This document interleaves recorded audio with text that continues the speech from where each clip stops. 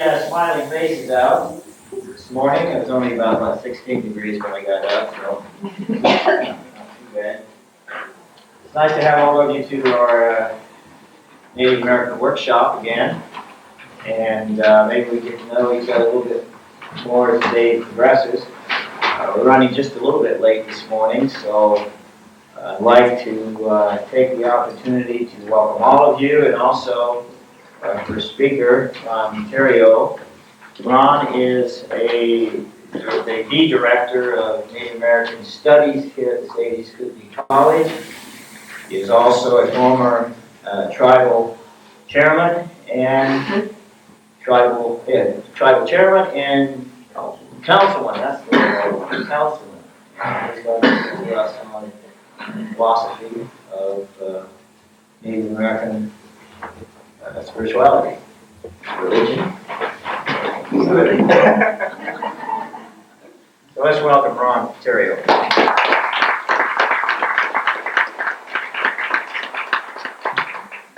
I thought it'd be appropriate since when I got on council as a very, not young experienced, old experienced man, first thing I did was screw up the whole policy and bring prayer back to government.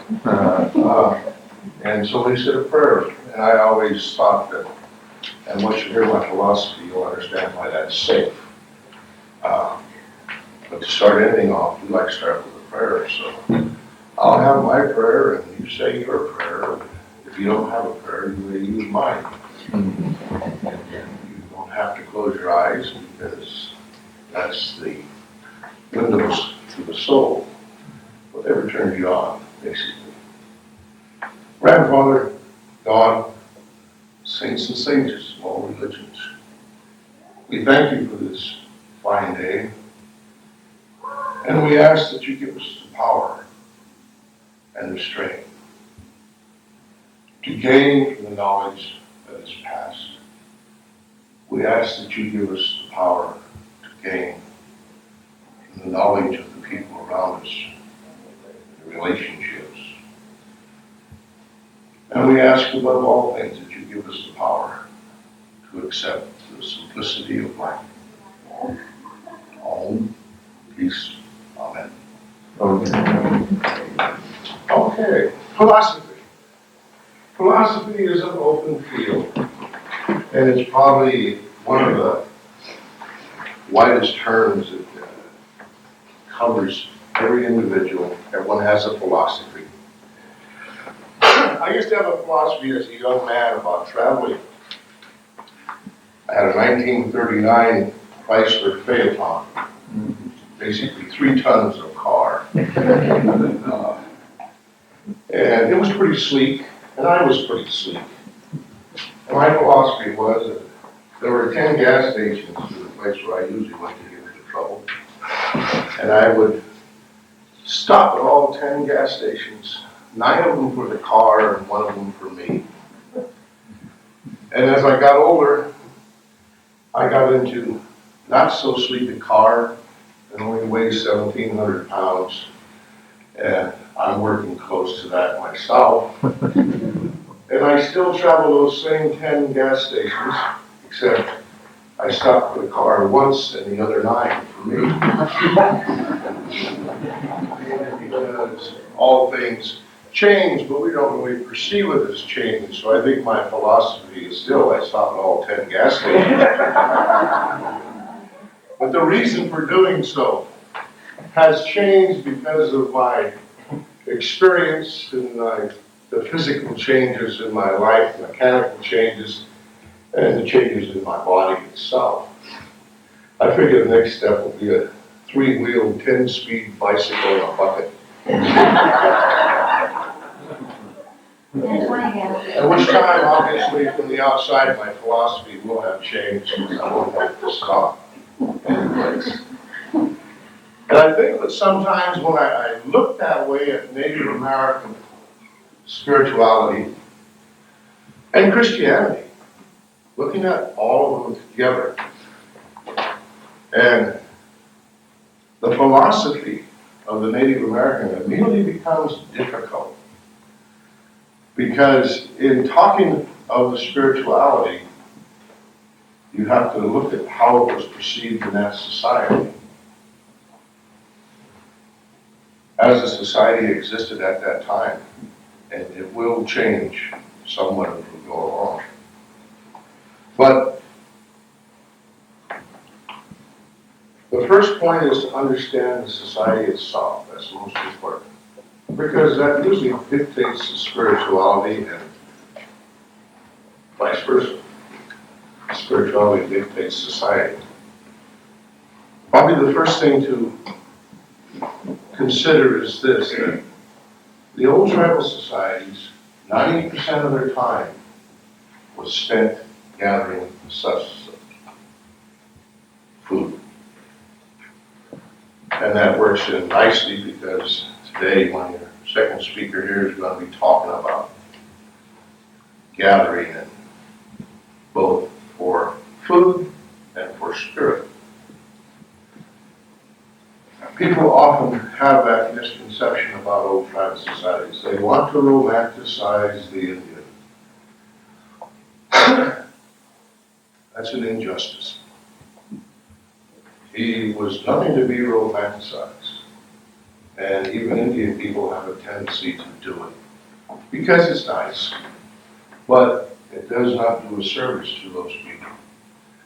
They had to spend their existence staying alive. It was a survival society, and they were not without enjoyments in life, not without humor.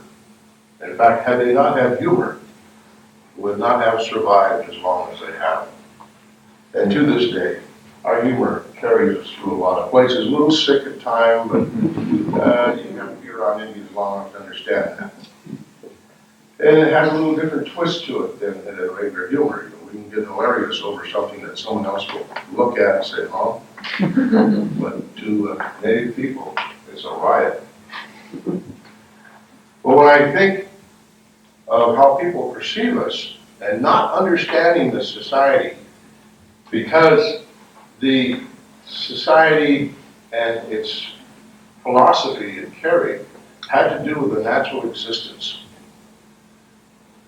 Now there were beliefs, very strong beliefs, and somehow they got twisted around because the Indian could never say, someone would say, well, who is God? And the Indian would usually look at you and say, well, that's the great mystery. It's something just accepted. There's a power. And for different people, they had names for the power, but for the most part, it was the great mystery. Well, this drives European egos nuts. Because if anything, they cannot stand to have a mystery.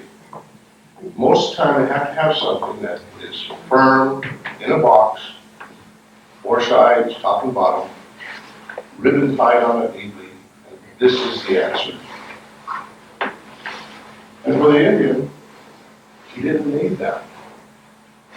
He just had faith that it existed, whatever it was. People often say, well, you practice this. This is your way of life. What is the great mystery? Well, if I knew what it was, it wouldn't be a great mystery. Okay. And the second thing is, I don't want to know what it is. I want to accept its existence on faith. And that way I don't have to boggle my mind, because if I found out what it was, being human, I would probably try to change it. And if I couldn't change it, I would want to put it in control at least, and therefore I'd have to write a book, put it in perspective, publish the book, make a lot of money, go to Carmel, and the hell with everything.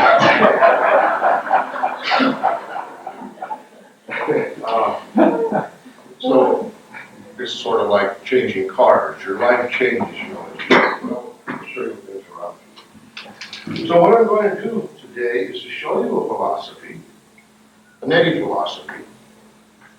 And here's a trick. If anyone ever writes a book on Indian spirituality and says, this is is Indian spirituality. Don't read it. Well, read it. Read anything. Read anything that comes to you. Because by your own values and your own perspectives, you'll take what's good as you perceive it and throw away what's bad. But it's almost impossible to write a book on Indian spirituality because it is a personal thing.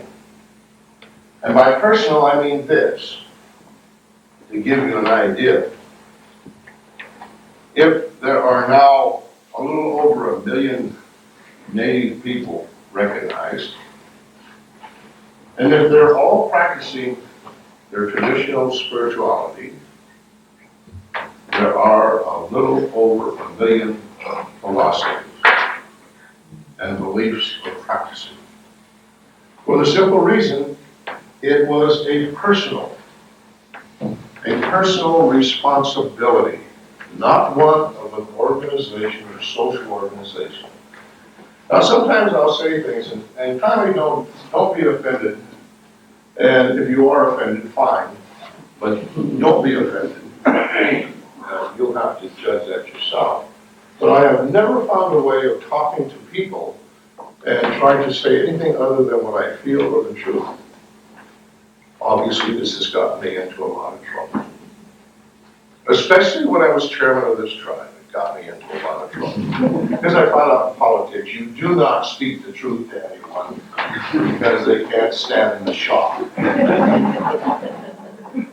And I've always felt slighted because I missed some wonderful lines. Had I just been chairman a little later, I could have used lines like reading my lips and stuff. Which I probably would, which would have got me in more trouble. But it's almost impossible, and I'm not saying almost impossible, because nothing's really impossible, but let's say almost. Because being a private responsibility, and there's indications of that through history. We've probably read that we're great about warfare, and really we're not that great. We had different types of warfare. Before the European came, we really didn't kill each other off as much as people seem to think. Oh yeah, we would raid against people, and we would steal their women, and we would steal what equipment they had. When they got horses, we'd steal horses. I don't say why we're stealing horses. Usually they came over the mountain and stole horses from us. And they stole our women too. We know how to get even. Women got horses back.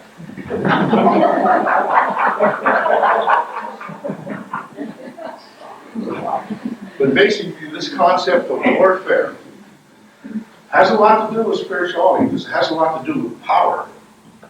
And power is, I'll have to talk about that a little bit. You can't put a title on power. But we fought over the women, the horses, the way we may paint ourselves. We literally fought over everything you could think of. But you cannot find in history any place where we fought over religion or spirituality. And if you think about it, and those of you that may study the area, they never fought. You couldn't. There was nothing to fight. There was no structure. There was no organization to say, this is who they are, and this is who we are. So let's fight them because they're not who we are. We can't find that. Because as you look at the spirituality, it's an individual responsibility to go through the process of ritual and find out if they had power or if they could gain power. And to put a name on power is difficult. It exists to the native people in all things, even if they change form. This has power. That chair has power. The wall. Anything that came from any existence has some power in it. It's living in some way.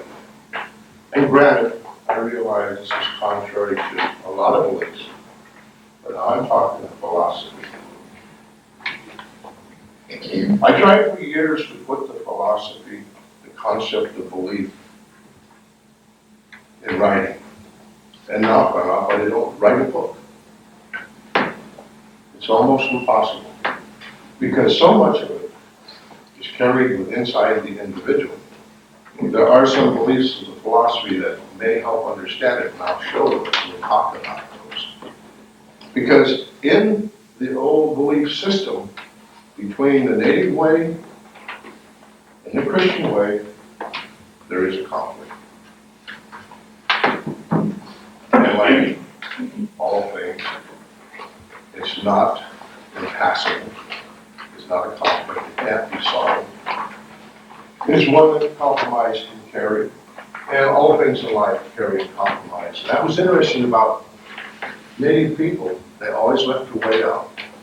They were totally locked into ritual. But and still, some way they would leave a way for you to get out. Because the common sense of the day was, you might have to get out. And if they made the rules so strict, then you were up against a blind wall. And therefore, you're either frustrated or something will destroy your way because you can't go any further. One of the ways is like, when a woman was pregnant, she couldn't eat boiled wheat. Way back when. But to get over this, since it's possible that boiled meat may be all that was available at a particular time and the woman's still pregnant, all she had to do was to step over her husband's weapons that were usually in the front of the lodge, inside. And if she stepped over them before she went out of the lodge, then she could eat the boiled meat. Everyone says, well, why that? Well, because you've got a rule, but you don't want to lock someone in. You give them a way out. Because in a survival society, you don't get picky. If all you have is that, then you've got to give everyone a chance or a way to be able to eat it. I say, well, that seems simple enough. But it's really not simple. It's a society that considered all things they may have to deal with. So they always leave a way out. And sometimes in our philosophies and our belief systems, we lock them in so tight and so strong that we do not leave a person a way out and oftentimes destroy them.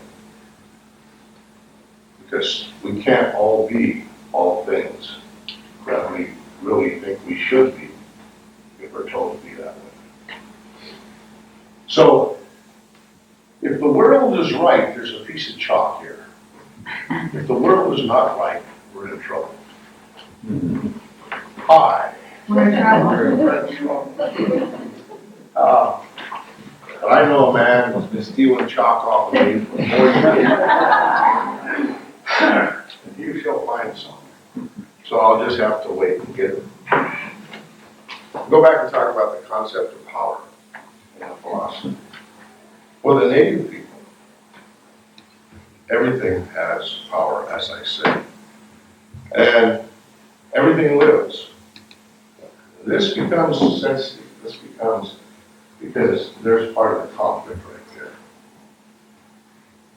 And to explain power is like explaining an inanimate object. And I think I use this a lot, so you've probably heard it if you didn't know yourself. How many have seen this Therriault photography? This is the photography they take that shows the energy field around. In a particular case, I'm talking about a leaf. A leaf has an energy field around it. It almost our world's good. Belatedly. I don't know where he gets it. He's always getting the chalk. And I never have any. You picked the lock. Oh, well, I've never been into that myself. If you look at Therriault photography, you can see a photo of a leaf with an energy field around it. And if you cut the leaf, where you cut it, and by the way, the energy field will be red, that will become deeper red. It's like it'll all go to that leaf, that cut, like a reinforcement. And people say, okay, I said, well, stick your hand up and cut it. And all of my corpuscles will go, not all of them, because otherwise you look real funny. But a lot of them will go there because they fight infection. And so they will go to that cut, they'll respond to the wound. What's the difference? Well, the difference is as we perceive it as human beings, that something else can't feel. And granted, I've heard the stories that if you talk to your plant, that they will grow, and you hug them, and, you know, I haven't got that far yet.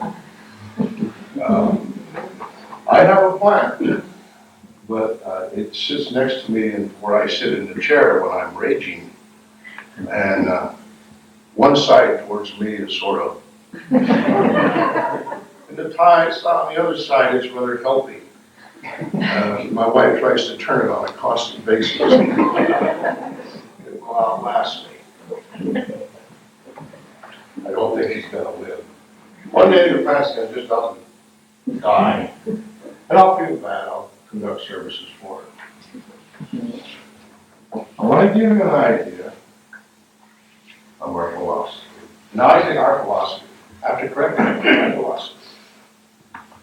I know that many people, many Native people, feel the way I do and think this way. Matter of fact, I know many people do. Non-Indian as well. Actually, they're part of the assimilation process. You know, for so many years, they attempted to assimilate the Indian, destroy his culture, and make him non-Indian. That was the process. That was the policy. And it backfired. Because what we have is so many people now that look at this particular philosophy and say, yes, that makes sense. And we've assimilated them into being Indians, and they don't know it. And I think that's just wonderful. Because I always love to get somebody when they don't know they've been had. And I realize that's not a real nice way to think about it. I enjoy it. All things are a circle to us. All power travels in a circle, and there's always all the point stands that go with it. The drum looks as a circle because it's the heart, it's the center, it's the beat. The world we live in is a circle. Day and night is a circle. The universe, as we see it, is a circle. Our lives, our activity, they're a circle. What you put out comes about. And that's always true. Some people say, I can hardly wait. I've been waiting for stuff to come about for years. But it will, someday. And you can look at the negative way too. You can always say, my time will come. Which means someone did do dirt years ago, and you're waiting for that circle to complete. When it completes, you usually pass the age of doing anything back, or you become so insidious that you do it so well and so automatically because of your conditioning. They don't even know it's been done to them, and you didn't know you did it. And I don't know if that's advanced civilization or what, but it's something moving there. But we look at our spirituality as a circle too. And we do look at the power sources, the directions. We look at the directions as power sources. We look at colors. And some tribes, and each tribe will be, no one tribe is the same. That's the truth since the beginning. Will be the truth to the end. So one tribe will be totally ritual, pipe ceremonies, connecting the sweat fire to the sweat hole inside, walking, just rituals upon rituals upon rituals. And then you'll hit another tribe that in that context are total slobs. Throw on the rocks, get in the fire, sit down, shut up. The ritual is nothing, and it hurts a lot of people because that's what they think about Indians. Oh, this is so wonderful. And they get so tied up in watching the ritual they forget what you're there for. It's a purification of the body and the soul, or the mind, or whatever you want to call it. But the ritual calls that there is power sources in this universe. They come from all directions, and you identify the directions. You can give them colors. You give them animals, and the animals will correspond with the direction. And the directions all mean something. And someone said, what do they mean? That's not your business. Yeah.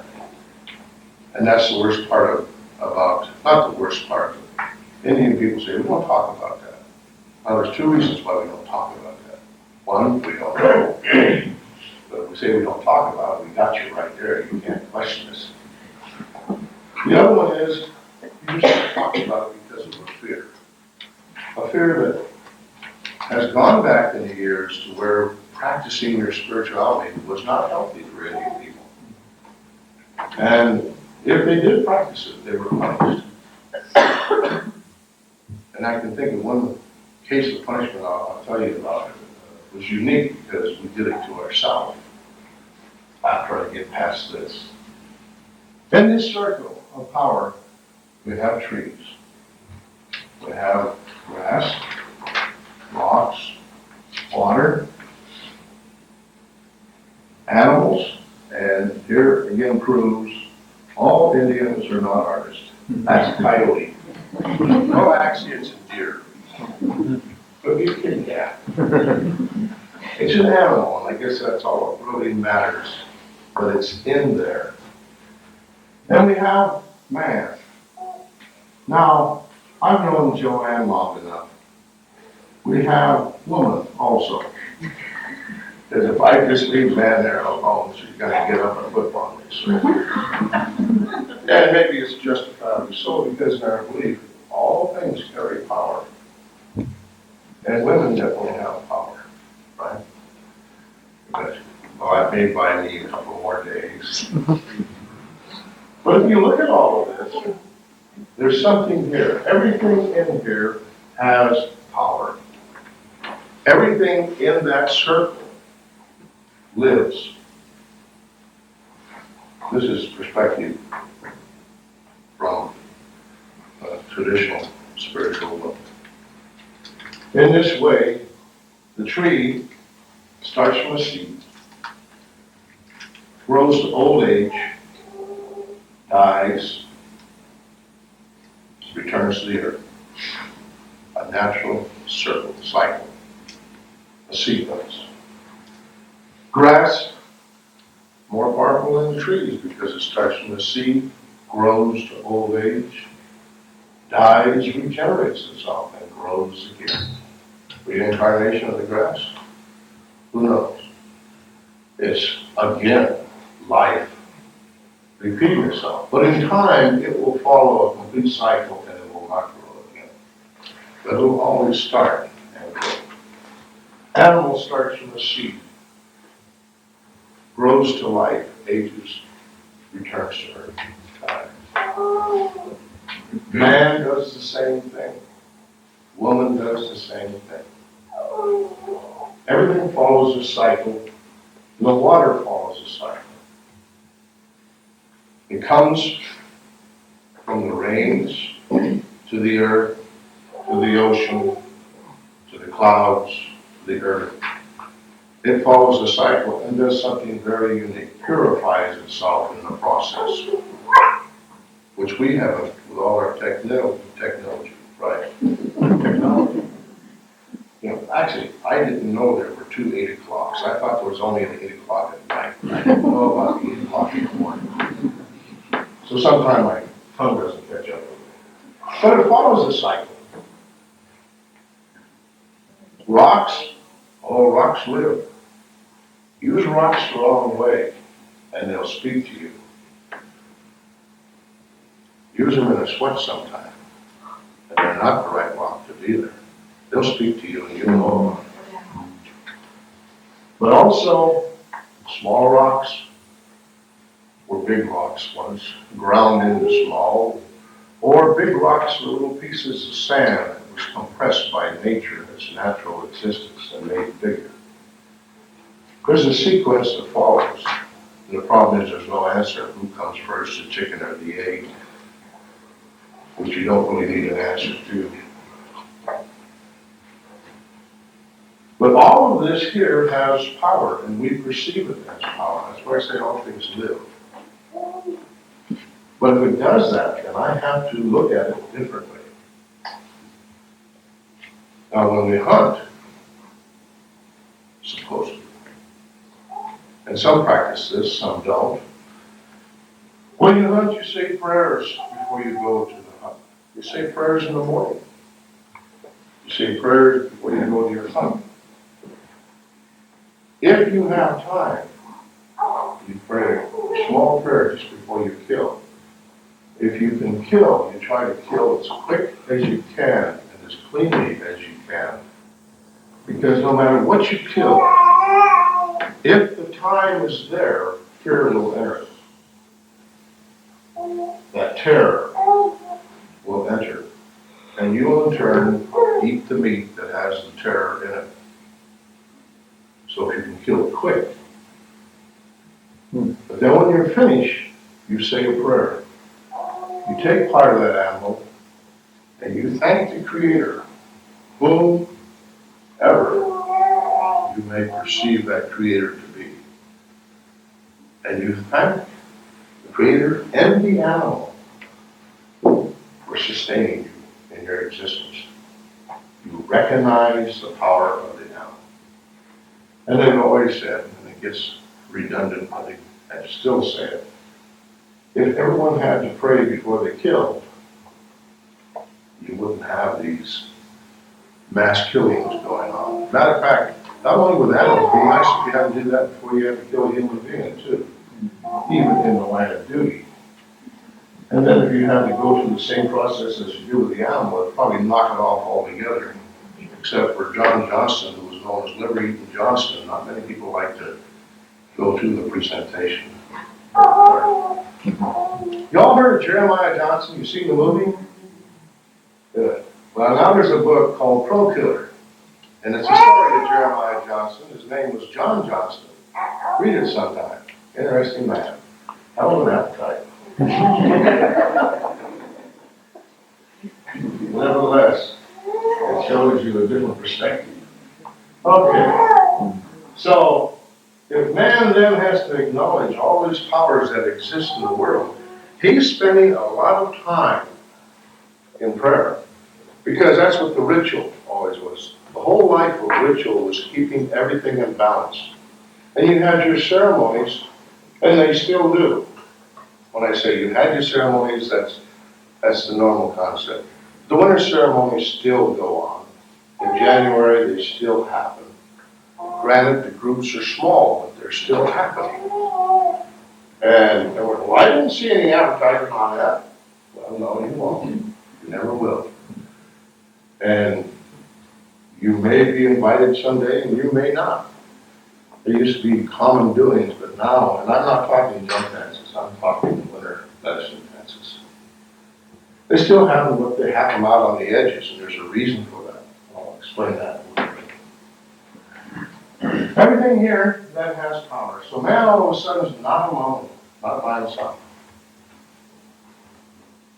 And if he looks at this, and if you look at it closely, the tree, grass, rocks, water, especially, and animals, all of those can exist on this earth in a natural existence without man.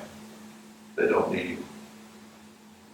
But man cannot exist on this earth without them.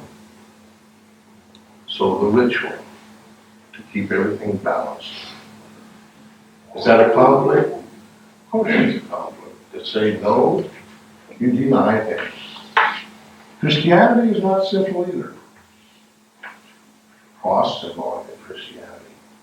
Man, in the image of God, has a soul.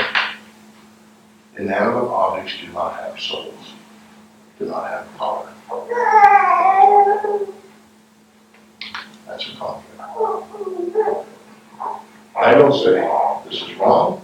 I don't say this is right. I don't say this is wrong. I don't say this is right. One of the problems we have in our lives is finding what's right and what's wrong. And then determining it on a human level, rather than allowing the Creator and the power powers to be to determine what is right and what is wrong. We're very good at that. So there is a conflict there. It can be handled, apparently, because Indian people are handling it well. A lot of Indian people are Christian people, have no concept of this and do not believe in it. A lot of them believe partially in this and covered all bases. I can remember a young fellow that was Jewish, and he also went to the Catholic services and any other religious service that was around. Now I said, why do you do this? So my mother was very wise. She said, cover all bases. I'm not sure which one's going to get us there, but take care of all of them. And he had managed to adjust that to his life, do pretty well. But you can see that there is a conflict, and the thing is to recognize that. Don't say, oh, that don't make a difference. It does make a difference.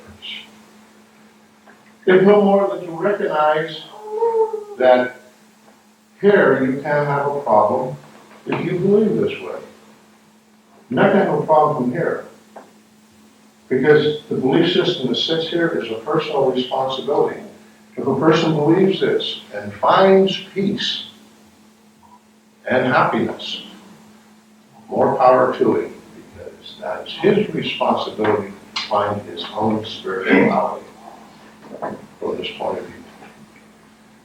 In short, I cannot criticize anyone, and obviously being someone from the, I like to say Middle Earth sometimes, but the Middle Earth has some real funny creatures in it, so I don't tie in with that too much. But I like to look at all the people, and I can tell a Mormon I like him. Drives him nuts, but I can do that. And he gets suspicious right away. And would you like to become? No, thank you. I wouldn't. But I'm glad that you have what you have and you're happy with it. And the thing is, people can't understand this concept. And the concept really is the responsibility of the individual to find their own peace of mind in their own way. I think everyone really does have it. They don't think about that. When we get into structures, and when we get into structures, we start judging. And I think that's difficult because as I can recall, believe it or not, I do read the Bible quite a bit. Judgment is not in my daily way. Judgment is someone else's daily way. So I let them do the judging. But I find that that's the problem. The judging and saying, well, why not there? Now the reason that this is still valid, but you don't see it too much, is because history gives us the answer to a lot of things. 1860, 1886. Peter Ronan, the same character we named Ronan after. This is not unusual, by the way. We always name towns after people that try to do us in. Joe Dixon, he's the one that tried to do the reservation in and open it up and give it away, so we named the town after it. We can put the agency there. Don't ask me how our league got named. It had to be a fluke. Because Ronan hated our league. As a matter of fact, everyone hated our league. They considered him a troublemaker, but all he was doing was this. He just didn't play the game. And Polson was named for some old sea captain that sunk in the lake. That's not very historical or something like that. In any event, Peter Ronan created one time something called the Rules of Indian Offenses. And he had an Indian police force, about 15 people. All of them in their 40s and 50s, which means they were still aware of the old traditional way of life. And he took 3 of the chiefs and made them judges. And then he wrote the rules of Indian offenses. And amongst them were the no war dancing, scalp dancing, or other pagan ritual. No practicing of a so-called pagan medicine man. All of these were crimes for the Indian. Did away with the 2 wives in marriage. Now that might have been a good move. But then I could probably add to that, Joanne, that's attention we are. I do. But any man that wants to marry two women, more power to him. I'm not gonna say that. I hate myself, Joanne. You see that? You see, she has this kind of power. She doesn't have to say it. She sends it out and I feel it. It gets Yeah. you know, she's been doing this. I love her dearly, but she's a pain. Nice man. And so Peter Ronan had Indians, arresting Indians for being Indian, and then tried by Indians and found guilty. And you think of that vicious circle. You know, if you want to talk about shooting yourself in the foot, but for whatever the justification was of the society then, what that caused was the people that believed this to go into the woods, well into the woods, and not trust anymore and protect themselves. That's difficult. That's real difficult. But that's why this still exists, but it's also down very someplace. So the belief of the philosophy really comes out to be simple in the end. To whatever you believe, it's your personal responsibility to believe that way. Now, how you conduct yourself, all of a sudden you become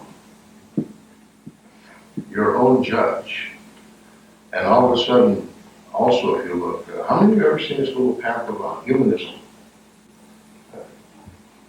You should see when they're floating all over the place. I don't know if it's just me, I find them in trees, I find them in the bathroom, I find them, and it bothered me when I found one in my checkbook. I immediately went home and talked to my wife. I said, let us talk here for a minute. And it wasn't her, which I figured, because my wife follows a guru. And if you don't think my house is an accommodation between me and my wife, and my kids going to a Protestant church, I mean, it used to be a riot. I have no animals, so I'm not sure what their beliefs are, what their leanings are, but I'm sure they would be different than the rest of the family. But in that description of humanism, I found out that I almost fit that, but I don't fit it at all. Because my philosophy is one that comes from this, but they find me over here too. And that's because what is a good man? What is a good man to my people? I'm a good provider. I'm fairly honest. Not totally, but fairly honest as I can be. I treat people well, or as well as I can. I can't stand idiots, but other than that, I treat most people well. All those things that over here is a good man. A warrior, I was a good warrior. I never killed a wounded man, I never killed a prisoner, I never left a wounded man. I always had concern for the human being around me. But I'm also a real fine soldier. So I was all the things that a good Indian was as far as a good man. But in the same sense, I don't lack fear. Until you get down to one thing. That's my belief system. I just simply don't have this belief system. But as far as being a good man in this society, I'm everything that they say is a good man. So I don't feel I'm negated because I don't believe this way. I may be wrong. I'll know if I get lynched out in the hallway. He's wrong. It's okay if that happens. That's life. The philosophy has a conflict because it's each individual's responsibility. Now, like I said, this will vary and change, but a lot of people believe this way. But there's a little problem because of this conflict. And I think what you do when you have a conflict like that is you forget about it. Now, what do you mean? Just say, okay, I I believe all of this, and I believe in Jesus, and I believe in the whole theory of the belief system here is good. I believe in all that.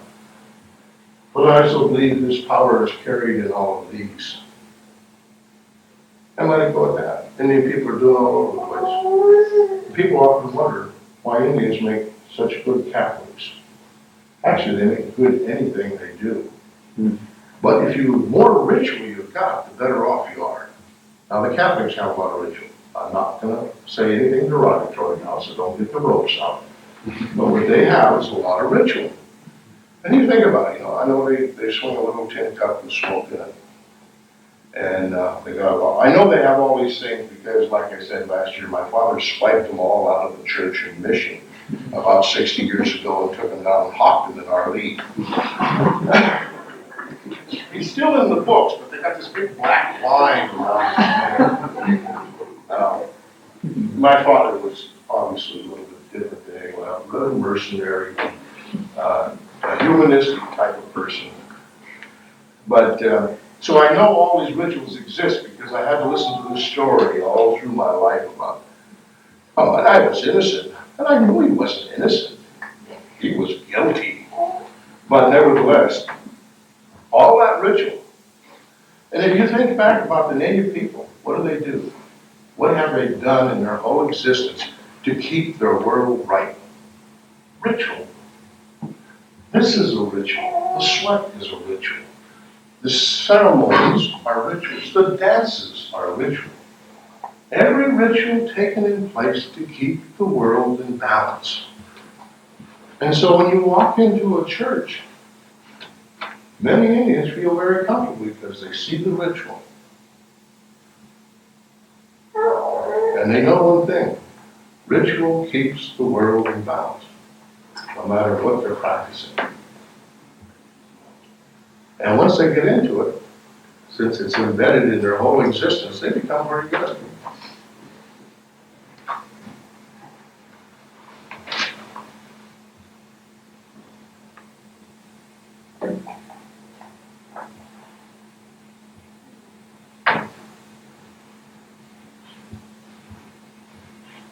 I don't think in my lifetime I will ever change. Because I don't hate anybody for what they believe. And I'm very comfortable with who I am. But I think I can understand the conflicts of the philosophy. And what I know is that changes and this changes. It's like the 10 gas stations. We may still be this, but we'll change without knowing why. We will change our concepts simply by what happens to us in life and where we go from there. And I know this has changed because our natural setting has changed so much, and yet the basics are still there, the belief system's still there. But this is what's changing the most. And so we see the change over here. So there's two philosophies, and I don't see either one of them is wrong, because I am not in the power to judge, whether it be my creator or my Amokan man on high, or Tupia, or God, or whatever I wish to call him. I don't see the difference. So I'm not going to judge anyone. And I probably lie there, I'm always judging people under down there as a turkey. But not in the judgment of their beliefs from within.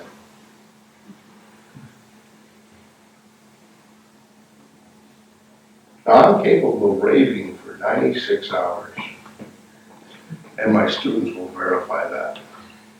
Quit shaking your head, Joanne. My ears are bad, my peripheral vision's good.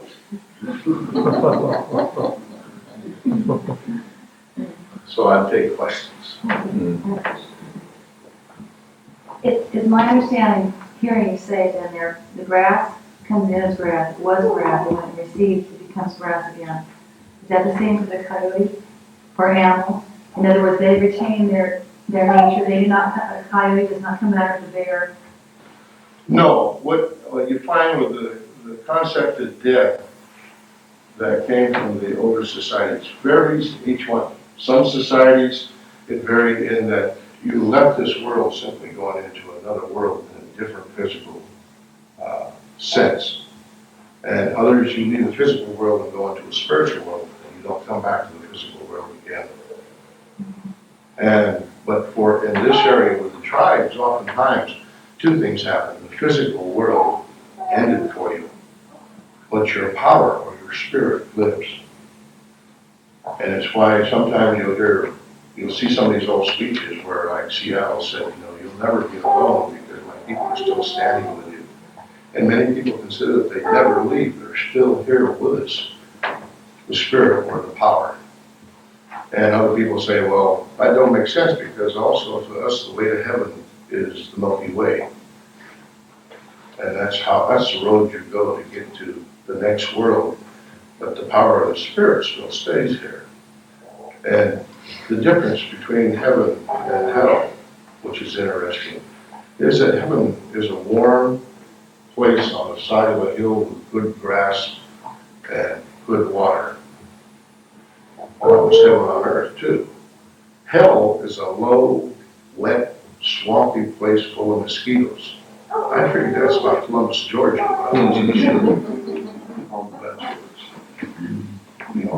They have those two concepts of that. So these items within the power shield, do they ever come back with powers to instruct your people or us? For example, would a chief or an individual or a wise woman die and then come back to instruct her tribe, or No, she doesn't have to come back. or a coyote come back and No, they don't have to come back. They leave their power here. And they leave their power here through teaching. There's a saying that goes through Agnes Vanderbilt. She was a powerful woman. She's still here with us. But the way she's still here with us, that's visible, is that everybody she taught and touched is her power still existing. And she did. She changed people's lives, or she gave them knowledge, or she gave them a philosophy or a perspective. And they simply, each one of them was a little bit of Agnes. Joanne teaches when and if ever she decides to go to the next world. Everyone that's ever learned anything from Joanne will keep Joanne alive. I mean, she will still be here. That's her power. And if we have it within the system that I teach, I don't know if I always teach the right things, but I teach like mad. And I will never die because I teach. I will leave part of me with everyone I've ever influenced through my teaching. And maybe that may be closer to the truth for all we do, because a minister or a priest or whoever it is, what does he really leave behind? What he has taught. Whatever it may be, he leaves it, but he leaves it in people. And they live it. And they'll repeat it. And so he'll continue on as long as what he taught or what you teach or what she teaches is valid. Someone will teach it to somebody else, and then you live forever. That's why I say Agnes doesn't really leave us. She will live forever. Because we carry on. that's probably, I cut it off with Agnes. And I talked to her, and that's probably why I'm here, because she's a very special lady. Mm-hmm. I don't think we'll get an argument in the house. Anyone else? Now, understand this about questions. I have no sensitivity. I have no guilt. That bothers a lot of people, by the way. I'm not bashful. I passed that stage a long time ago. I did blush once when I was about 11 years old, but that was about the extent of it. Except the other night, you made me blush, shame on you. I've never seen anything like that. Talk your way out of that one.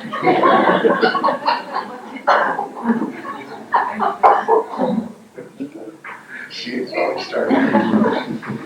Questions are simple.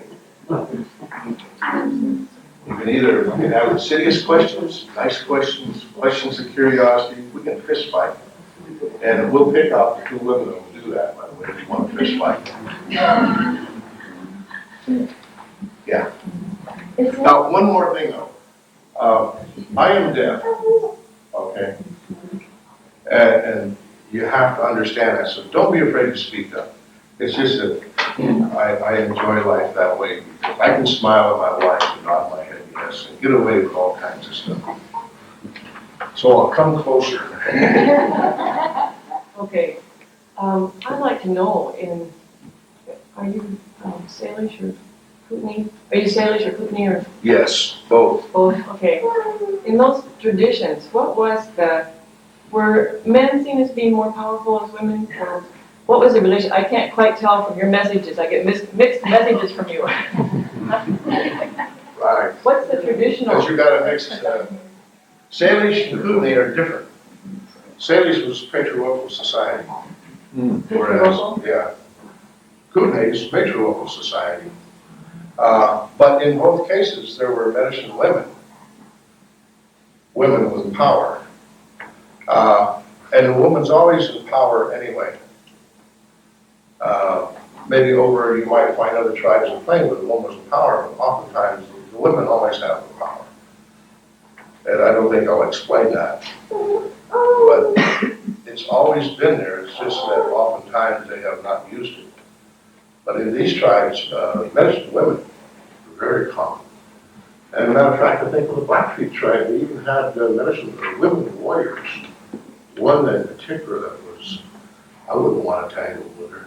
Because I just know from life that a mean woman is 10 times as bad as a mean man. It sounds like a sexist thing. It may be true, but it still sounds sexist. Just look at that. That's more help than women. Yeah, it's both. There's no, and if you had power, and oftentimes power came in many ways, and it was there. So women participated in decision-making for the tribes too? A lot of times, and, you know, sometimes we always think decision-making is those people that sit at the table and talk to each other. Decision-making is in depth. The person that sits at that table is influenced by who's sitting behind him. It's the same way like, did I ever tell you about the first kettle? Didn't I tell that one last year? Oh, we don't really have time. That's in the class, if you happen to want to sign up for one of my classes. But basically, yeah, they had the power, and the power was there. The structure of the society many times showed it as a man being there, but the woman's always in there. And it wasn't the old society. There's a lot of things about the old society was not, they just weren't true. It was not a good thing for a man to beat up on a woman. That wasn't accepted in that society. Now, if she did something to deserve punishment, yeah, you could shoot her with an arrow. Shoot her someplace fleshy where it wouldn't keep her from working. There's no way I can talk about the old society and make it to the door. Because it was a sexist society. Women were here, men were here, and die there. Of course, I don't believe that way, Joanne. But I mean, that's also part of what made the society work. And then there was the cross influence. It's always been there. Did I get out of that one okay? No. I told you I would. Are you saying the spiritual power of the circle, of all things in the circle, are equal? Mm-hmm. That's what it really comes down to. That they all carry power and they are all equal in the sense of existence. So the existence after the earthly life is strictly in the power that remains with the people and not in a spiritual, Sense. Do you go out and do you come back to something else? or do you go on as a spirit? Looking from the perspective of the people I've dealt with, no one's come back to tell us. What is the unbelief? I'm not joking, I'm serious in that's the belief that But what is the philosophy? the philosophy is that all things are possible. But no one's come back yet. And that's where you stay with that. And if someone does come back, and, you know, of course they have to document it, they won't let them off of that, not in this society. But that's what we don't have, so you leave it open. You don't really close things out, you leave all things open. But it still hasn't happened yet. So that's why you wait. If the philosophy is the circle on the left, how can you draw the circle on the right? Because this is someone else, not me. Someone else is drawing. It's their power. This individual, whoever it is, that's his responsibility to find his power and his peace. To many people, perception I see here, Well, my responsibility, this is my power and I find this. Whatever he has found is his power because that's his responsibility or her responsibility. I was thinking in relationship to the difference between, or the conflict, as you say, between Christianity and the native belief. I mean, from the native understanding, you wouldn't be able to draw the other circle, would you? I mean, Oh yeah. Christianity would be acceptable, but only as the part of the power circle. No, it would be acceptable even with the conflict because, like I said, this is just one philosophy here. There were philosophies also. Always, it was the individual's responsibility to find it. Mm-hmm. But for some of them, some of these things didn't exist in here. For some of them, it varied. Or for some of them, this wasn't here at all. There would be just animals here. Like the Creek Nations, there were 46 animals that were power animals, clan animals. Only they would exist here because only they. So there's variances. See, that's why I say there's no cut and dry, pin it down and put it in a book type philosophy that can be used.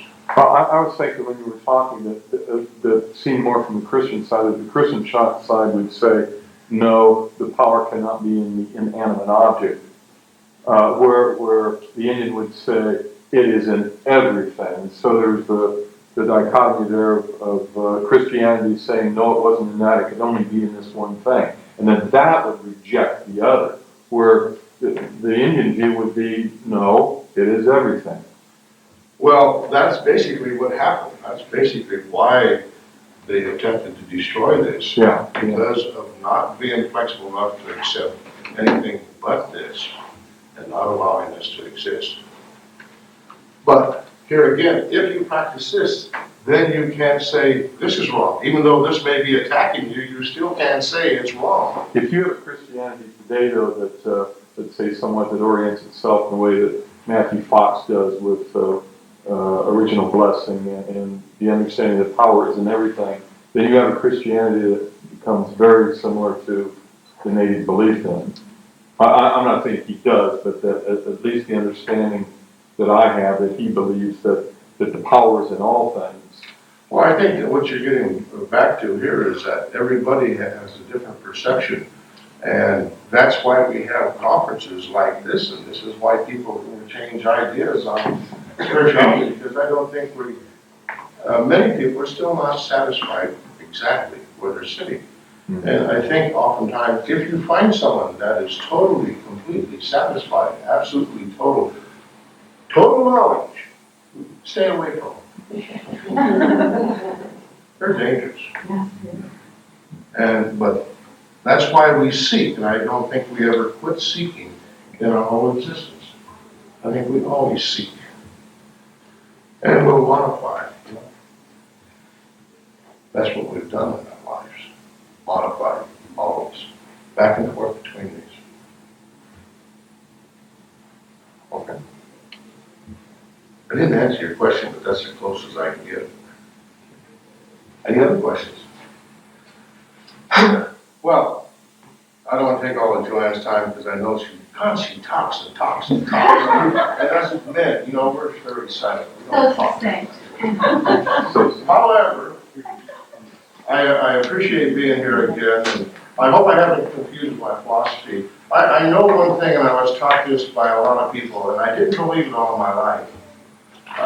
Firmly, I didn't believe it all my life because I spent 25 years as an infantryman. Love was not part of my vocabulary, nor humanity as far as that goes.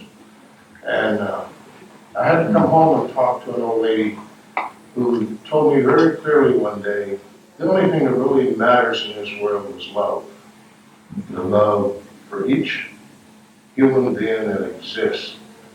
And when an 86-year-old lady can sit there and tell me that she loves me because she knows in my heart I mean well, even if I don't do well, which you have to know the old lady to understand how she can say that.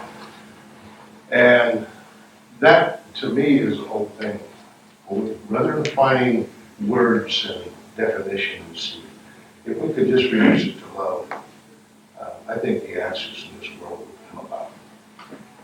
And so I'd like to leave you with that one message. And going back to my very opening statement here on philosophy, may your bucket never overflow. What a closure.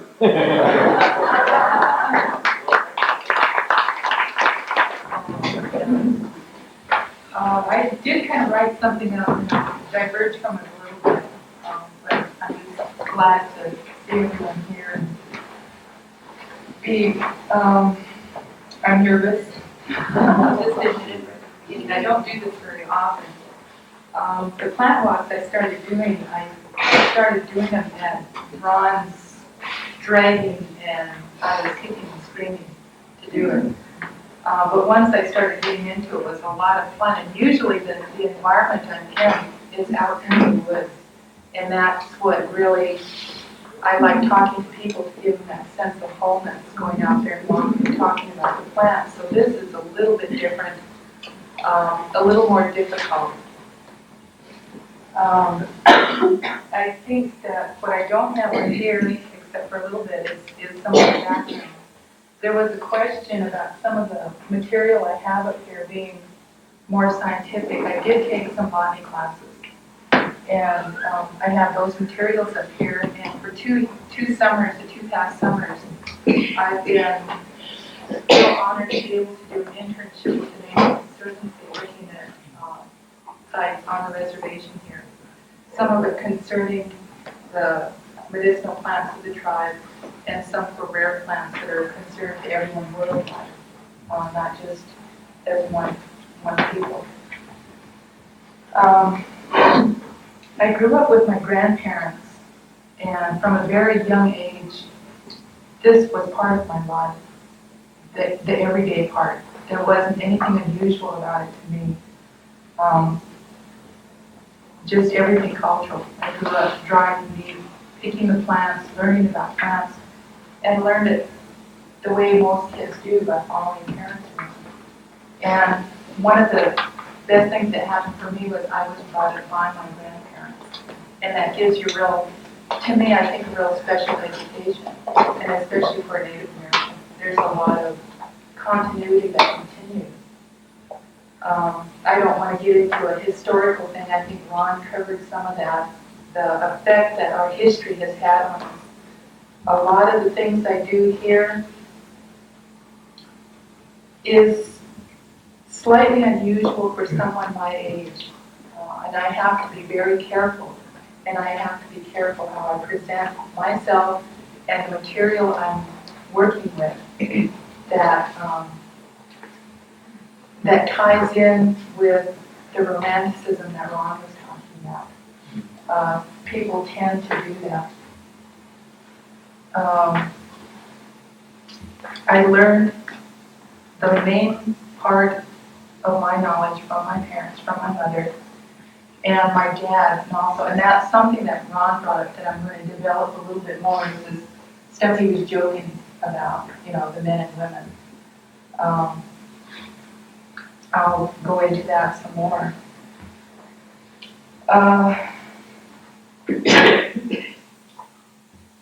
And I learned a lot of these things from my parents, just as a natural, everyday activity. Learning about plants, how they can be used, how to recognize them, and not in a scientific form. It wasn't botany, wasn't formal botany. And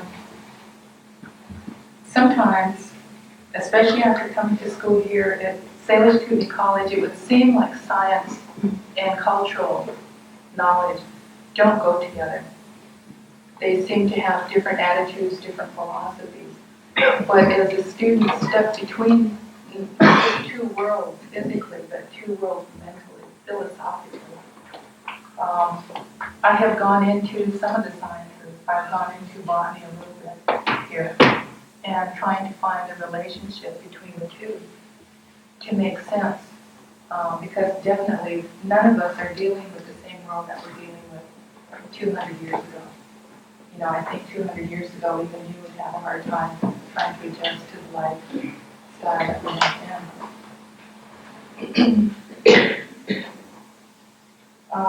And one thing that I have here is there's a popular notion going around today that many people are familiar with, and that's the Indian as a child of nature, or the noble where the savage of the forest, and you can see it in the media, commercials, advertisements, the weeping warrior. And sometimes it's tastefully done, but it tends to perpetuate something that's really not absolutely accurate. And when I take people out for walks, I tell them, as we're sitting out there in the grass by the creek, under the trees, I said, lay aside these ideas, your perspective of what you might have learned about Indian culture that way, through education, through the media. And I don't think that those ideas complement Indians. That's something, there's many places where Ron and I are in agreement on, and that's one of them. In the old days, before our contact period, there were no convenience stores, drive-ins, or over-the-counter medicines. We didn't have antibacterial cream even. So how did you deal with things? In my class that I teach, a porcupine quiller, the porcupine, if any of you have had contact with it, is a dirty little animal, a special dirty little animal. But if you work with the quills, there were a lot of religious taboos that went with it for a very good reason. Not so much because of spirituality, but just common sense cleanliness. Because if you stabbed yourself with a dirty quill, you would get a nasty infection. So there were taboos about mothers that were carrying, that were pregnant, that were nursing children. There were taboos that concerned working methods, and there was a lot of practicality in it. There tends to be that idea that things are simple with the Garden of Eden. So generations, we're looking at generations and generations of people learning these things.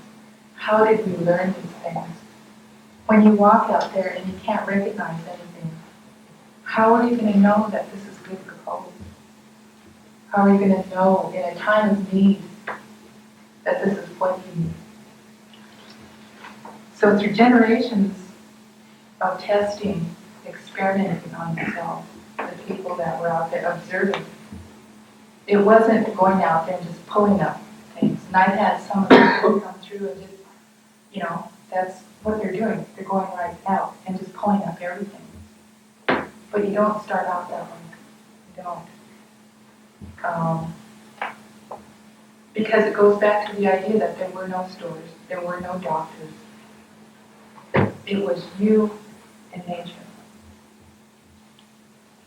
And you have to respect it, but you can't be afraid of it. You have to stand there and use your sense that God gave you and say, okay, you gave me some gifts, let's work with that. And a long time ago, the Flathead covered most of the Northwest. Their territory went all over. I mean, Indians were great wanderers. Anyone that goes into anthropology and archaeology will know that they have been finding different artifacts from different coasts, sea areas, and finding them in intermountain places. And to do all this traveling, they also were studying things that they were learning. And one of the classes that I took here at the college was called habitat typing. And some of this material and that material comes from that class.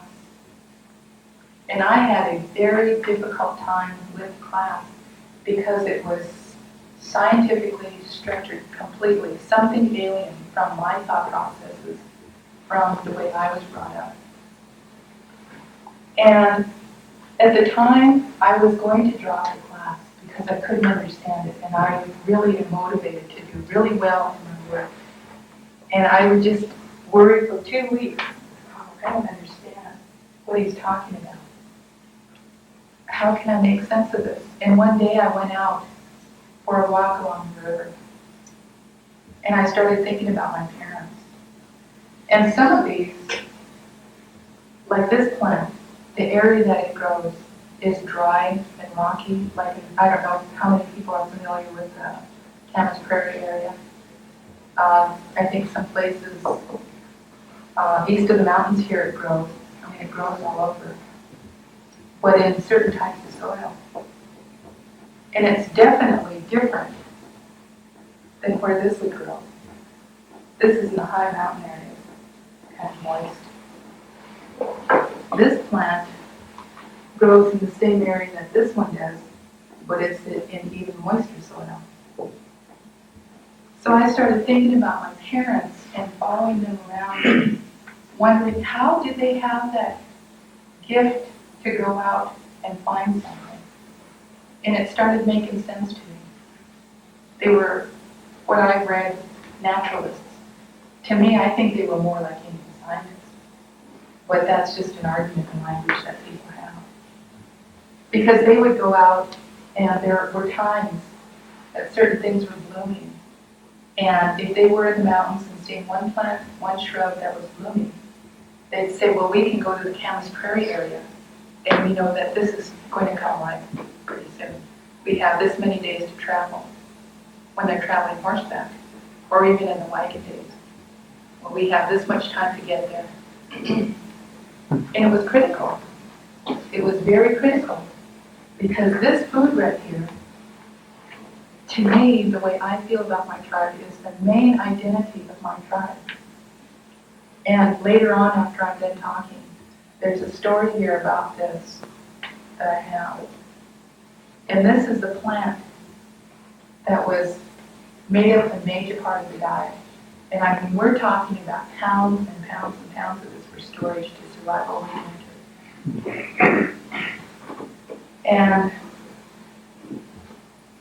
every once in a while at the camp, well, this last summer was actually the first time, I took a walk with just women and talked to the women about their place in Native American society. And Ron loves to call me a feminist. Now, I don't know if that's an English word. For my mom, when she was born in 1900, she probably was the very first feminist in that case, because she was tough. I don't know if I could find anyone tougher. And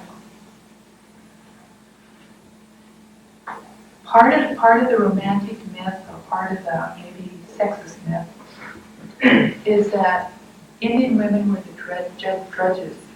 They were the little donkeys that did all the work. They're on their slaving, tending the hives and whatnot. But for the way I feel, the way I believe, in my contact with several other tribes in the Northwest and in the Southwest. It was a balance. Because men can't live alone without women, and women cannot live without men. So there has to be some harmony there. Because what happens if they can't find any meat? Well, we have to live on the plants and the berries, the roots that the women can find. What if it's a bad year for the plants? Of course, if it's a bad year for the plants, it's a bad year for the game. So there's a balance. There has to be a balance there. They both nurture each other. And that's what I think people need to look at. It's not a case of being powerless. You know, I think actually there probably is a whole discussion that can go into power. You know, I think people, I find in my, going back into my studies of my language, how those things translate. You know, the English idea of power is definitely different than my translation of power.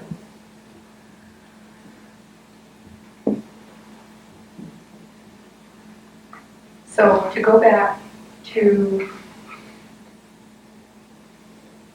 the ecological types on the reservation. At one time we could wander all over up into Canada, Idaho, Washington, and even back east to get buffalo. We were narrowed down to the reservation and it's only 1.2 million acres. And I know that figure because I had to travel a lot of it doing the studies for the Nature Conservancy. And I covered quite a bit of it. And every inch of it's home. That's what's really nice. And it was so interesting thinking about that aspect of being able to enlarge it to cover all of western Montana. That idea of home is wherever you're at. And that as you travel, your needs will be met. You know, the pine berries, the plants, the herbs, the teas.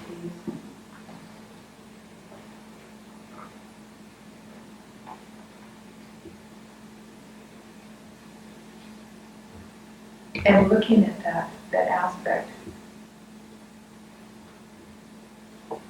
of being able to recognize that part of your environment. You know, if a certain plant grows in one place, you'll most assuredly find another. The timing, living with the cycles, with the time of the year. There's a balsam root plant. They used to eat the stems of this before they bloomed. And my mom used to always tell me that when these were just starting to bloom, that's when the buffalo cows were still around, when they were just being dropped on the ground. Mm. So there was a lot of connection between one and another, because it was a means of survival.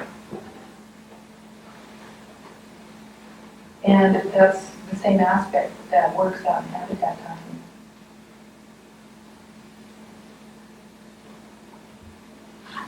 And that's another thing that I have up here. Is this sheet right here that everyone can look at right here. This shows our cycles. Now that we have to rely on written word and graphic examples. This shows the cycles of spring, summer, fall, and winter. In our year for the flathead, although it's slightly different now in the modern context, began with the first plants in the spring, because that's what we need after living off of stored food all winter and dry meat. You know, you're ready to start seeing those green plants come up, you know, to revitalize yourself. Another thing that I bring out that people don't think about too much unless they're involved in organic foods or natural foods, is you are what you eat. You know, there's more to it than just those words when you really think about, you know, you can step on one side and think about it scientifically, the breaking down of the molecules, and it becomes part of you. If you eat bad food, you're going to be sick. If you eat good food, you're going to be strong.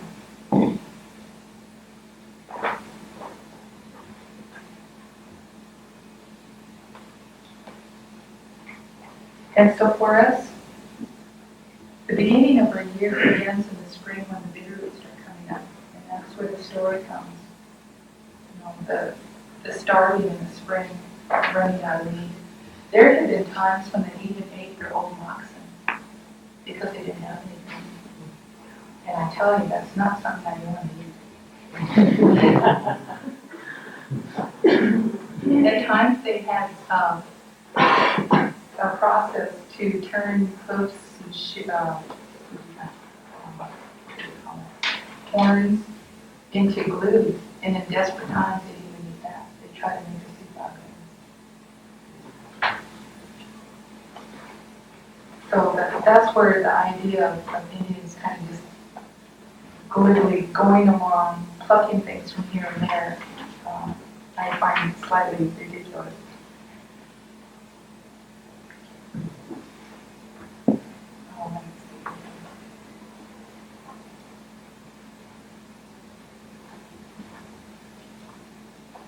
And there are some things that they eat right then and there that they cannot store.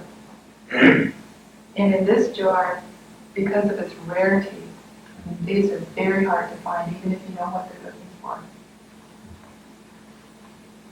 Actually, I'm almost embarrassed because I think I've got one of each in here. One spring beauty and one Indian carrot, what they call Indian carrot. And when you come up, you can look at the size of the roots of these things. And this is part of the diet. This is part of what they ate. Sometimes they found enough to store, but most of the time it was for a meal right then and there. They eat it fresh or they cook it, but there wasn't, you're talking about hours of a lot of work trying to dig up enough to support, let's say, just a minimum family for 2 parents and 2 children.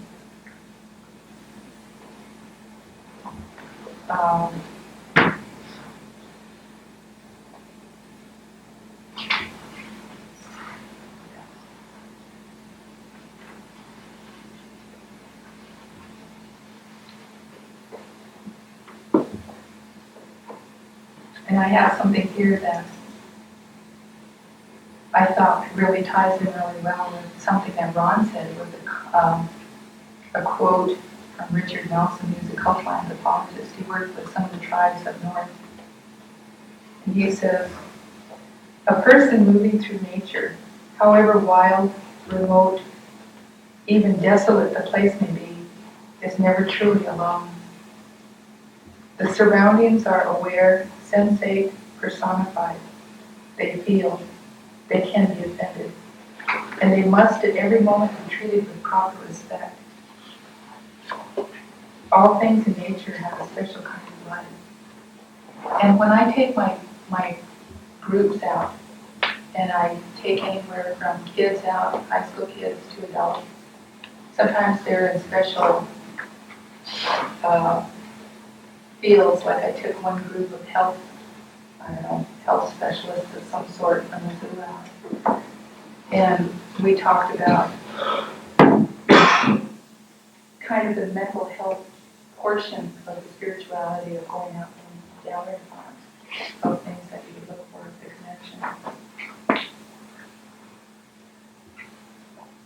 And we didn't look at the world out there as something to be afraid of, something to conquer.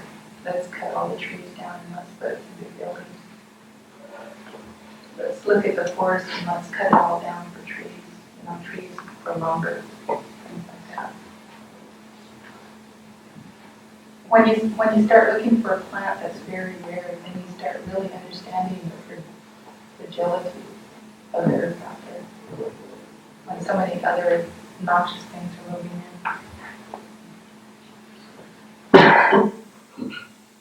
And I have spirituality permeated everyday life. This spiritual philosophy endures, and we continue to give the spirit of the plant we give token or prayer in exchange for its life, for its healing qualities, and perhaps most of all for a pity for our needs. The Flatheads survived times of starvation, and they celebrated times of plenty. And that ends the written part, and I'll talk to you kind of from the beginning, how it begins for me. It's like we're talking about the story of bitterroot. This is the first food in the spring. And you pick enough to refresh yourself, and it can be used as a medicine, as a food, as a tonic. But when we go out there, we don't just go out there and immediately start eating. Because we have to have respect for the plant. Because we want it to feed us, to nurture us and nurture our children. So when we go out to the fields, we pray over it. We have a ceremony out there. There's not too much about that I can divulge. That's not my place to do anything like that. But when I take my students out for walks, and that's the same regard that I try to get them to understand, to keep aware of, is our place. It's like Ron said, the world can live without us, but we can't live without it. And so we have to walk in regard to that. And one of the things that a lot of people start out with is this very simple thing that everyone is getting into heavy dialogue about, and that's tobacco, simple tobacco. The tribes north of us grew it for themselves, for their ceremonies.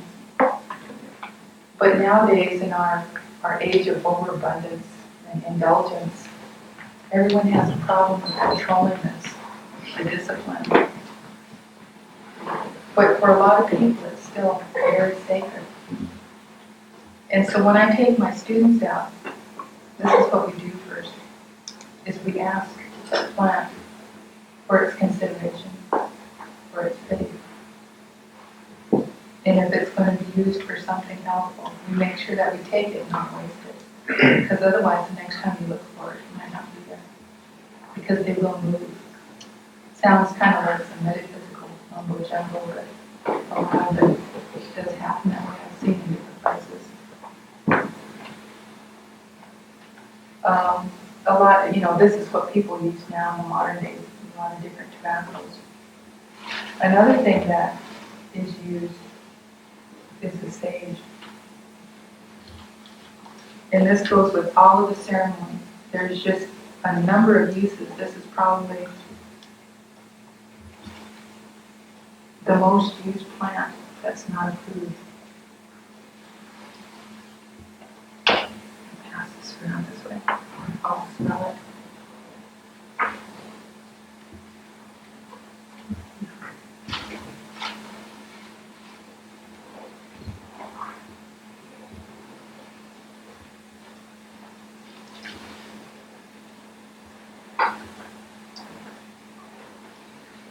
And this one is very powerful.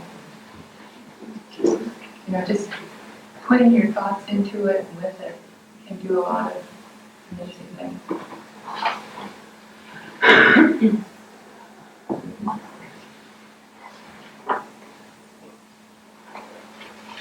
Because it can be used as a tea, a simple tea, or it can be used for something as sacred as a sundance.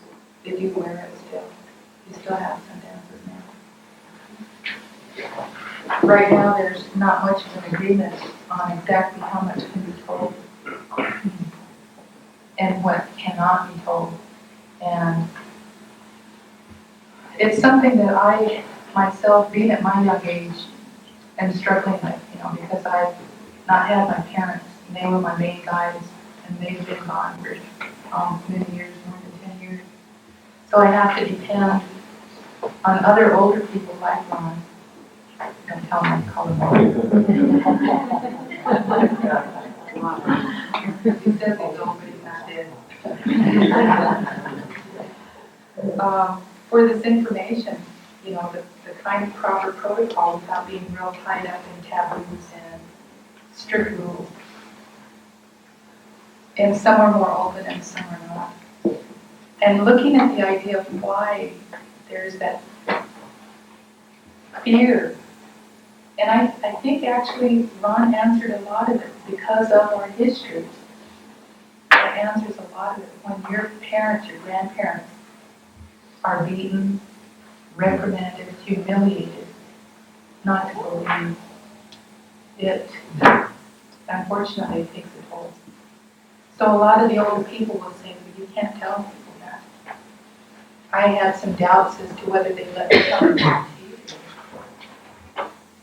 But thank goodness they did, because I think it's important for understanding between you and me.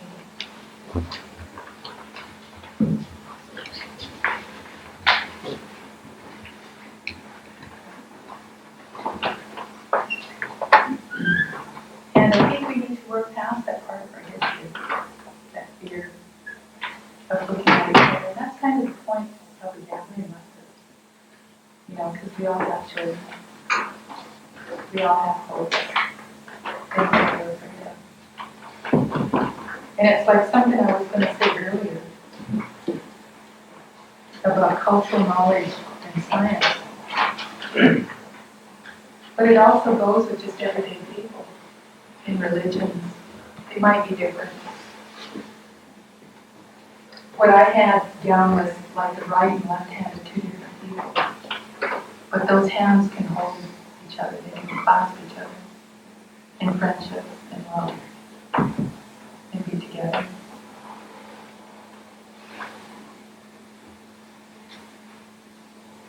I feel like I'm starting to get real heavy here, guys. I'm not as humorous as Ron is. Alright, alright.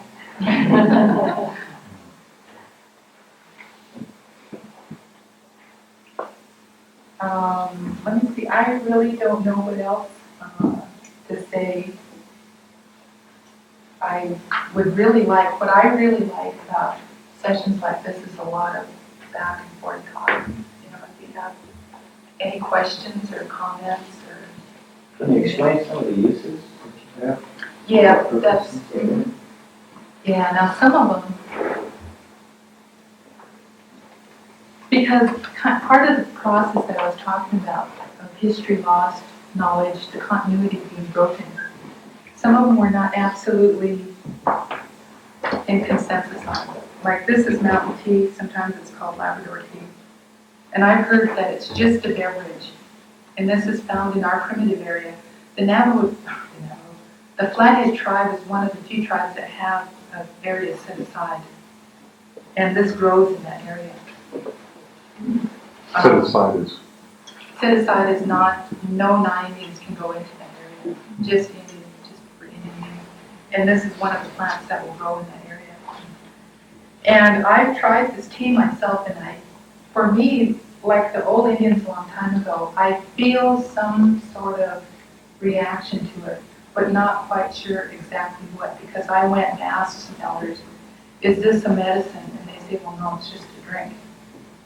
So it's, you know, you have to continue asking different people to see if maybe there was a medicinal use for it, and a certain person with a certain condition should not use that. There are some plants that are that way. And I caution people, especially, this is something that happened among some of the people that do the plant stuff last summer. We had a problem with some kids starting to experiment with plants, and they weren't going to someone knowledgeable. You know, so we have to be really careful with that. You know, because a lot of times they'll see the plant once, and they'll feel like, oh, they can go out and they'll recognize it again, and they'll get something wrong. So I start adding that into my talks anymore. And I don't know what other name it has. I'm not going to go into the Kootenai names because they're almost impossible for me to say. And the Flathead names, not all of them I know.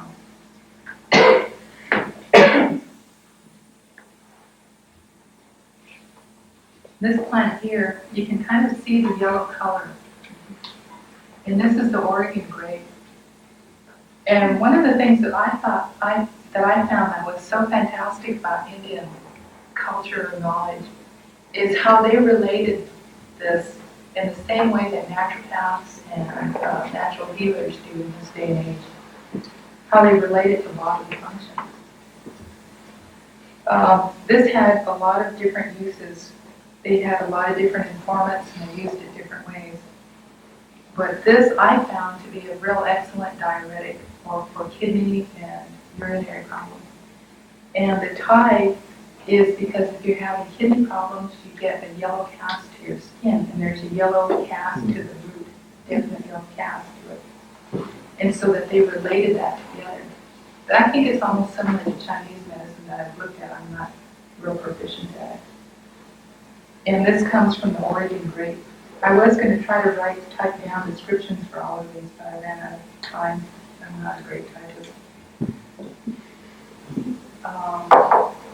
And anyone that's interested in more study, they have some different books. This guy, very notorious here for the work he did with the tribe. I won't go into how notorious he is, but let's say after 15 years, he still hasn't lived it down.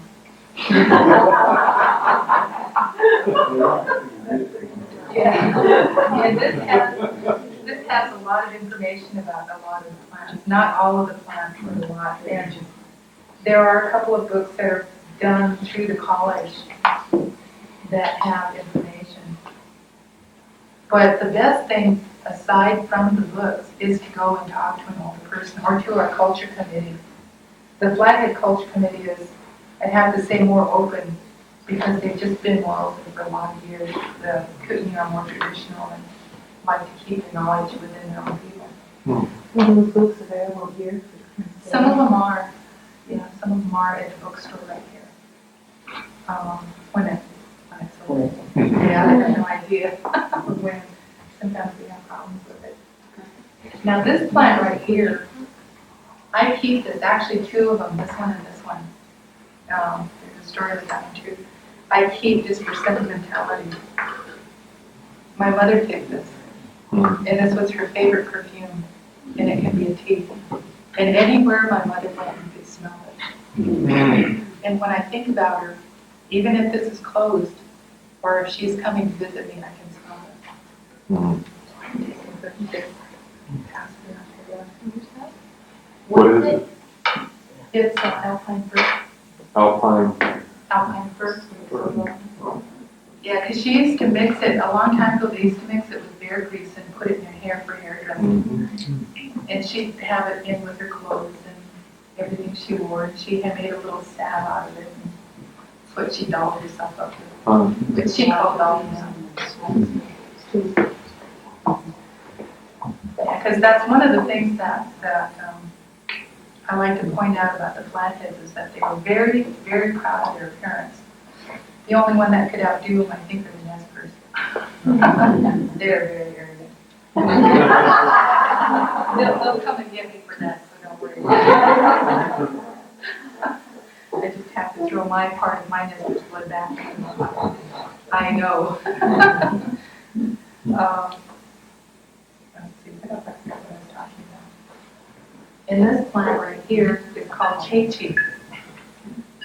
I know it better in the Flathead word for it, and I can't remember it in English, because there are several of them in this plant family that look like this, and I never can remember in English. I can only remember it in Indian.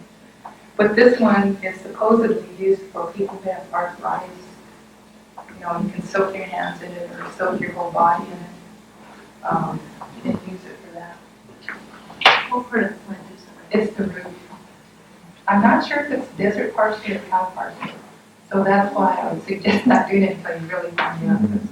The other one probably might give you skin burn or something. Boy, do I sound really on top of things. But I'm human. And this right here is something that my kids and I love to get. And for the Navajo, this is a real powerful medicine. And for us ordinary people, we just drink it as a tea. This is just a mint tea.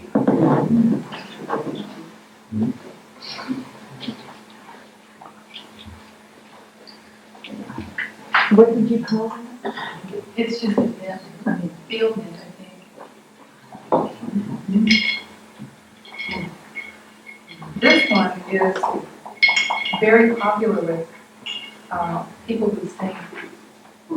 So anytime if you go to a powwow and you happen to walk by someone and you smell something really strange, it'll most likely be this. This is, now this is another one. Oh, in English it's called lovage. Yeah, people grow it in their gardens. And there were some Indians that I talked to that were just stunned. They were amazed. They said, "You mean you can grow this in the garden?" Because they have to go way out in the mountains and search for it. In some places, we've had so many people going out digging it up that we have to go farther back out into the wilderness to get it.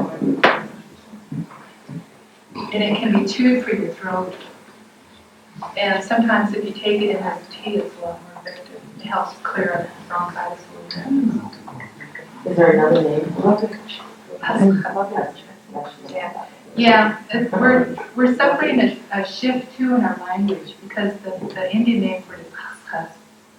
What people are calling it husk. You know, so it's, yeah, we're having some language shift here that's just kind of sad to me. It is.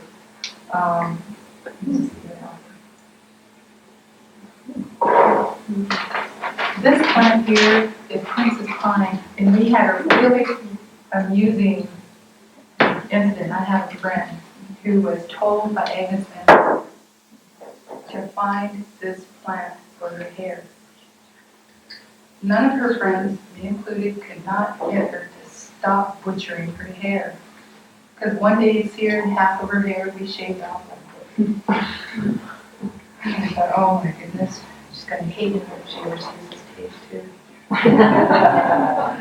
But she was told by Agnes before Agnes died to find this plant and to make a tea out of it and use it on her hair because it would make it thicker. And it's called Princess Pine. And there's a lot of other names too. This is not one. The Indians mostly use this as a mixture in their tobaccos, a smoky mixture. And it can be used, there's a lot of different things that you can use it for. The Flathead used it as an eye wash to make their eyes what they call brighter. But, you know, when you think about living in a teepee or a log house, if you have a lot of smoke, you're going to have problems with your eyes. And at one point, the Flathead had some real severe problems with their eyes. And in my studies in herbology, I guess, in the non-Indian traditions, this can be used for your kidneys, I think, for water retention.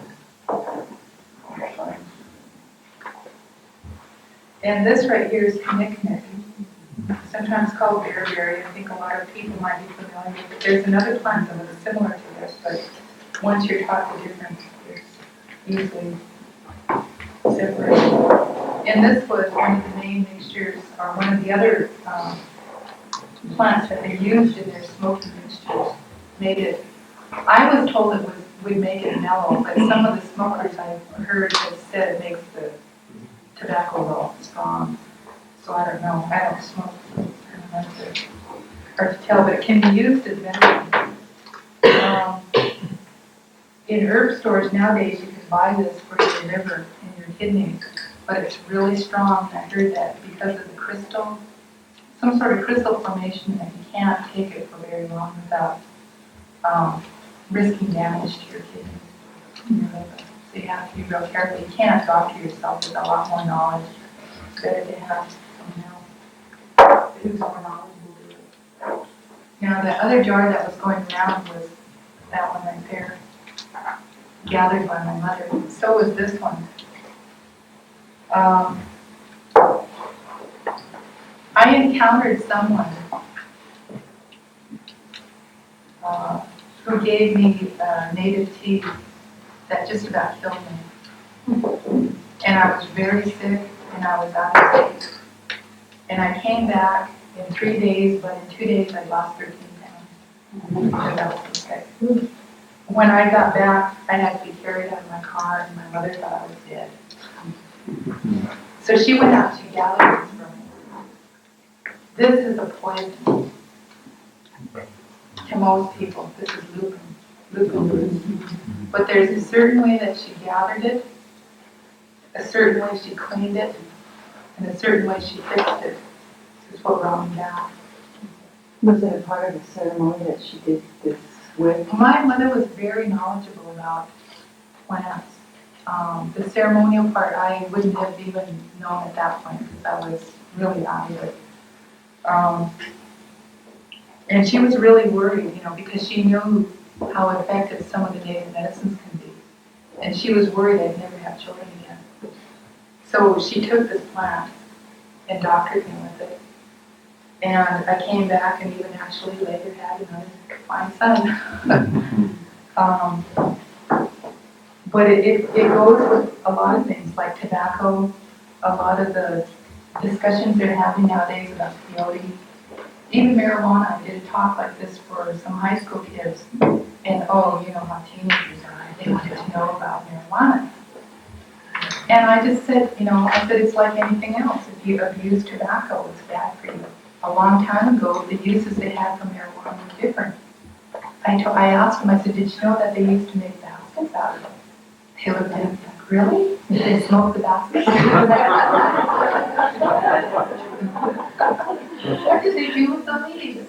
I said, I don't know. That wasn't their primary interest to get high.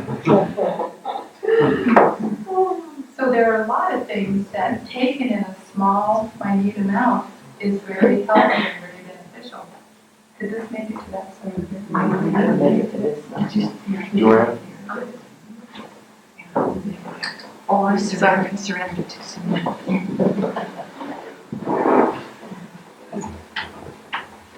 How do you deal with that, with the other part of the world that does not understand that? I mean, is that a part that some of the elders want to keep that secret, or that you set aside certain parts of the Well, we land? kind of had some discussions about that. And it's really difficult. Because on one hand, I can see the non-Indians having a deep need for something, a really deep need. But whether trying to become an Indian is the way, I'm not sure that is the way.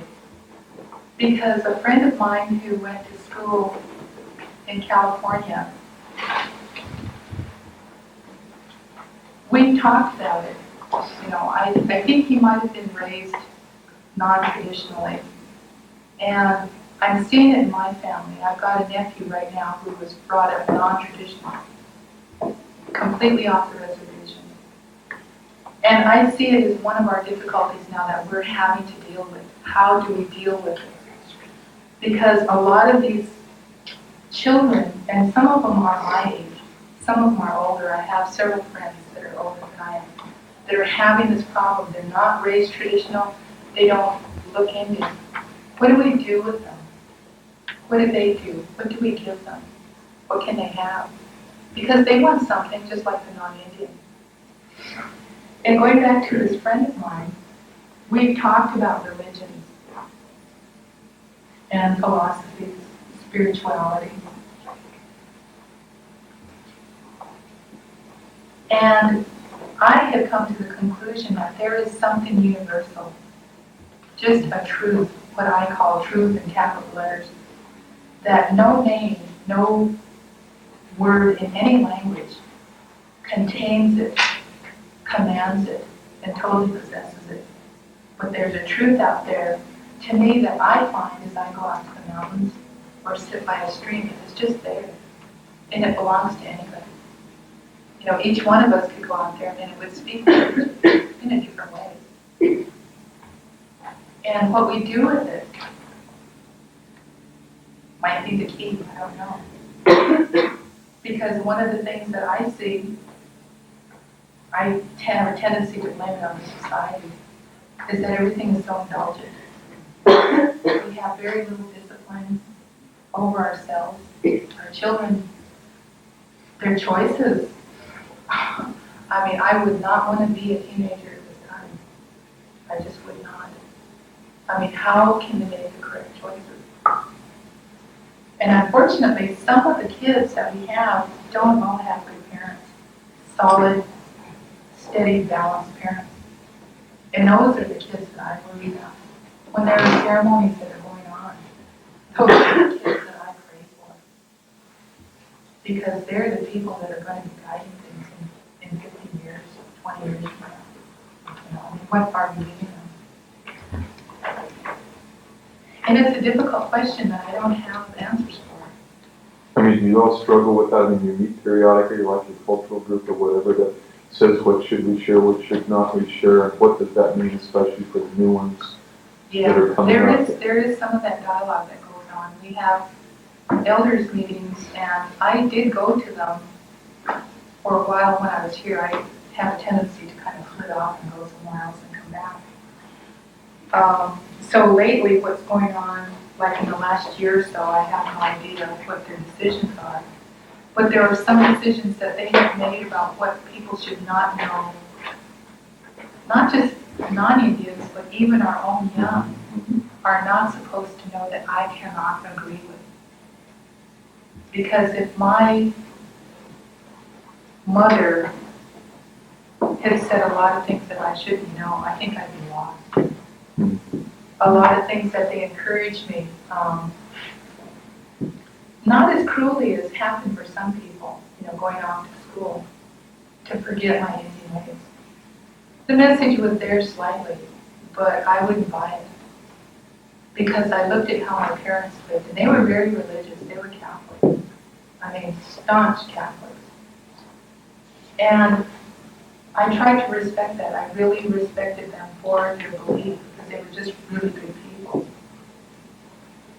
But I felt the calling a different way. And although they felt very Catholic, they were acting in a very traditional way. There were certain ways to cut up a deer. There were certain things that you do with plants that didn't come from the church. And so as a kid, I was sitting there thinking, trying to make sense of all of that.